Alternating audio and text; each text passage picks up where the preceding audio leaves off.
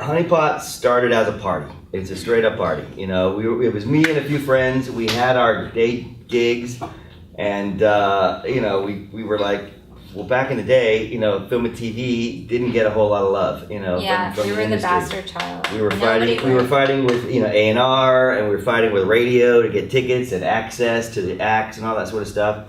Yet at the same time, we were generating income for those artists, and we were providing excellent marketing opportunities for the artists. So, but artists thought they were selling out if they were like, if they had their music in a car ad or something back then. Now they're tripping over themselves for that. But go ahead. Yeah. So. Sorry. So you were getting them money.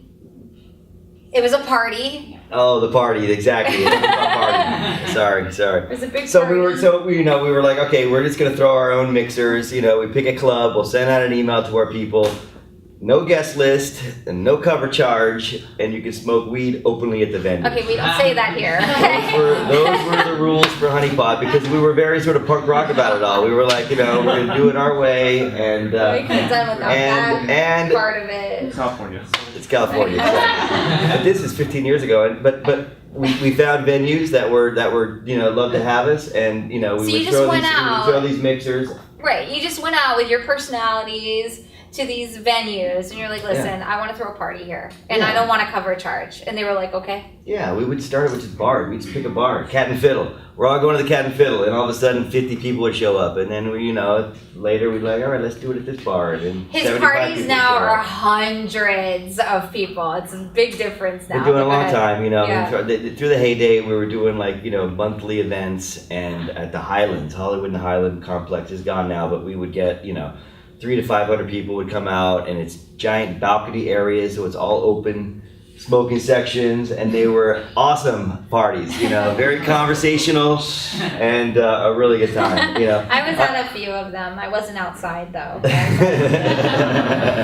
So as an offshoot of that, you know, we would have pre-parties at the office. You know, we would say, okay, let's, you know, if we have a show at the Troubadour and I've got a ticket buy where I know 20 people are going to that show, I would just say, why does everyone come over to the office at 6 o'clock? And like, I got a bar here, and we'll, you know, bring music, and we'll play music in the office, and we'll just hang before the show, and those became pretty popular, and the music that we were playing was always just so good, you know, because all these people brought in CDs before, you know, anyone else could get them, and we were listening to stuff really early, so you know, so we thought, man, wouldn't it be great, you know, to be able to sort of stream this on the internet and kind of have our own little radio show, you know? And what year was that? That was 9 years ago. So 9 years ago, you were already streaming, like So I started, you know, every Monday night. Me and my buddy PJ Bloom, who's a music supervisor. He's a big music supervisor. You know, same office space. We were like, every Monday, let's just from 7 to 10, invite people over, play records, microphones, we'll do interviews, and we'll just talk, and we'll just stream it and record it and archive it and sort of put it out there, and we did it, and it was a lot of fun, you know. And you've had really big people on your on the radio show. Yeah. So now Windsweep's gone because Windswept gets sold, which is typical what happens in the music industry, you know, in these industries. And you decide, I'm going to do this full time, and you name it Hunnypot Unlimited? Yeah, the parties were going on, the radio show was gone, everyone knew the name, so we basically just said, okay, let's just take the business model of a publishing company and apply it to the already established brand, and which started up our publishing A&R publisher placement model, right? Yeah. Yeah. Mm-hmm. So we started signing some bands, and you know, one of the early groups that we worked with was this group Far East Movement, you know, who had a little local radio success in Los Angeles, Power 106, and that first song that you played, that song "Girls on the Dance Floor," started sort of happening as a single. We did a deal with them for publishing and placement. And how did you do that? How did you find them? How did you? Yeah, well, at this time I talked about the sort of different types of publishing deals. One thing that we started with was sort of what we called our starter publishing deal, which was a no advance publishing deal, where we're saying, okay, we're taking these, 10 songs on this record, and we're going to pitch these songs to film and TV placement, to the film and TV synchronization world. And if we're able to generate income, then we would become the co-publisher at that time, And you would take half the publishing at that time? Yeah. For how long? Perpetuity. In perpetuity. Forever. Yeah. Okay, so they don't get it back? No. Okay, all right, they should know that. Yeah, I mean, you can negotiate reversions in your publishing deal if you have, the clout to get that. That's something you could ask for. Sometimes people say yes if they really, really want to sign you, where the songs will revert back after 20 years. But in this case, they were a young band, and there wasn't a whole lot going on. So we became a team member, and in that first 8 months, we generated about $150,000 in licensing income. Nice. And their single continued to sort of, the Girls on a Dance Floor continued to take off. They were asked to open up for LMFAO on their Party Rock tour. They were being courted by Capitol and Interscope, and we knew that they were getting a publishing, they were going to be offered a record deal, so we actually ended up doing a co-publishing deal with them at that time for their future albums. And then right then they were looking for a single to release while they were on tour with LMFAO, and they ended up hooking up with this group called the Cataracts, this production team, and they recorded this song called Like a G6. And they were like, okay, this is a great club single for us to go on this tour with. They gave it away. They were just like, all right, here's a free single, new release. They put out, at the same time, they had a physical release of an album that they completed. They didn't have a digital release schedule, so Hunnypot, as a great team member, we were like, well, we have this digital label imprint. So we ended up putting out the Animal record, which was before the Interscope record for them, and we dropped Like a G6 on that as sort of that bonus single. We added that onto that record. That tour started happening, and right then, radio started picking up on that track and playing it. They got their record deal. They started making the record.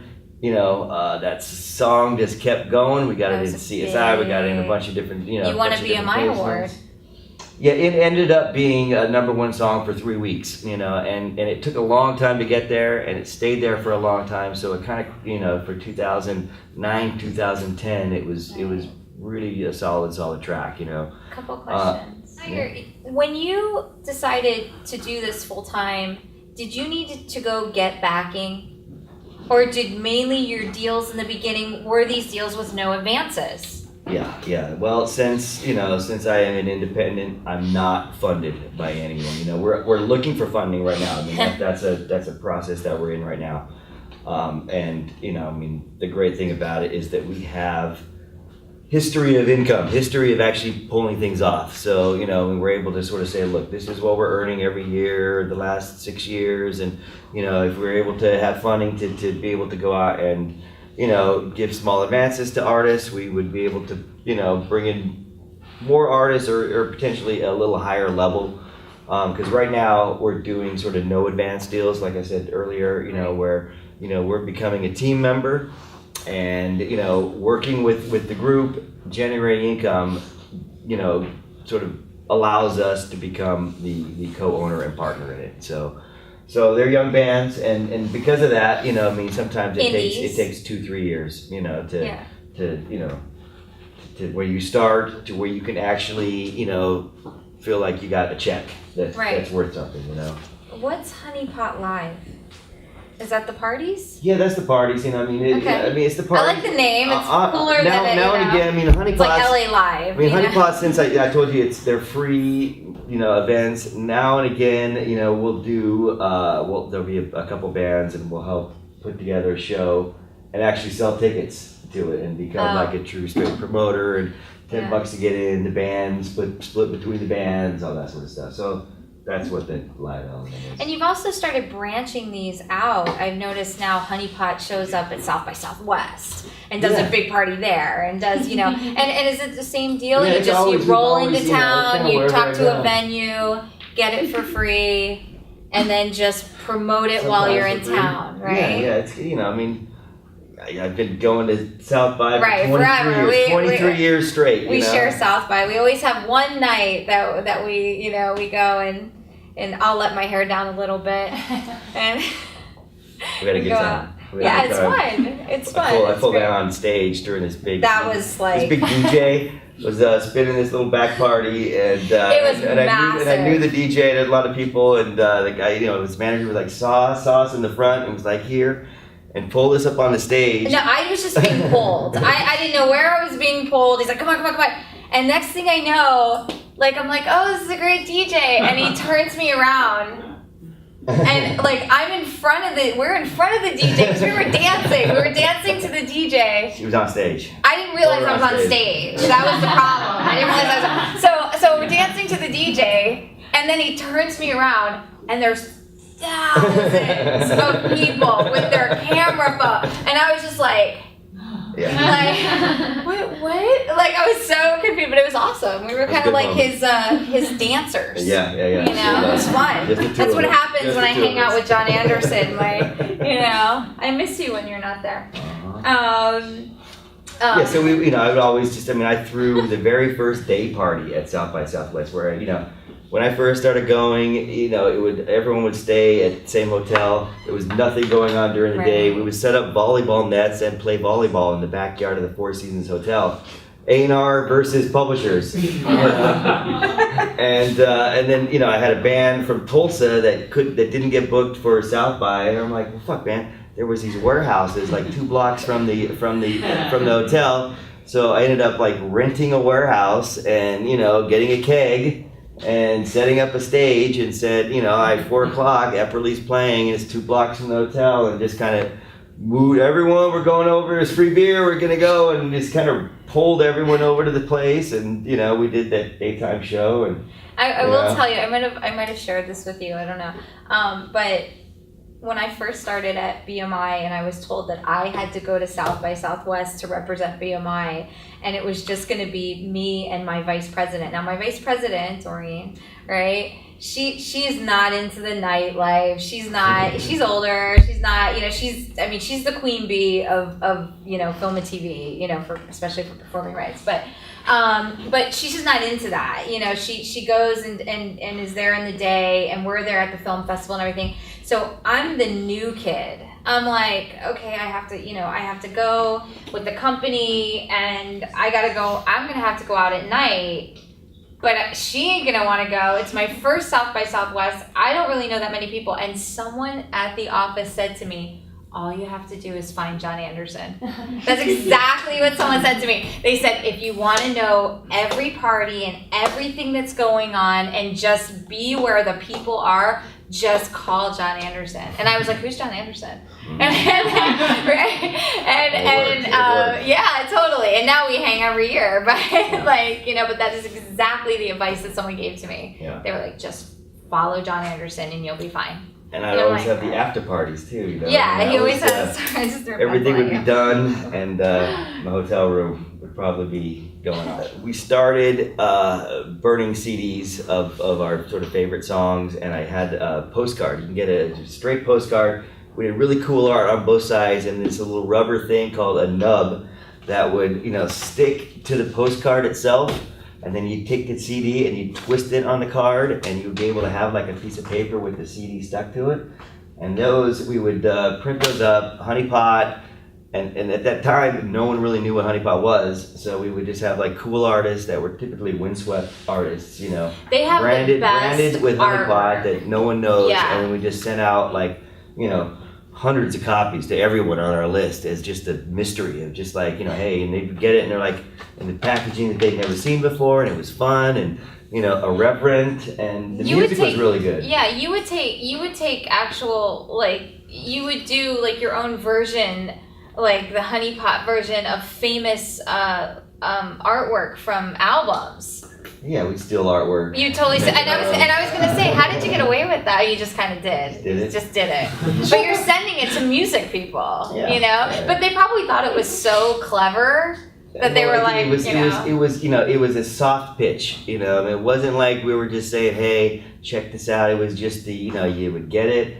They didn't know what it was, but the music was good, and it was presented in a way that no one ever seen before. I mean, I remember great demos. You talked about Lady Gaga. I remember Rage Against the Machine cassette tape that I got that had a match taped to the page, the little J card. You know, it was just a match torn off a book that was taped on, and it had Rage Against the Machine like handwritten on the spine, and 4 tracks on it, and it was fantastic. Yeah, and that's what I'm saying. It's like that little match that just made me think, wow, that was clever.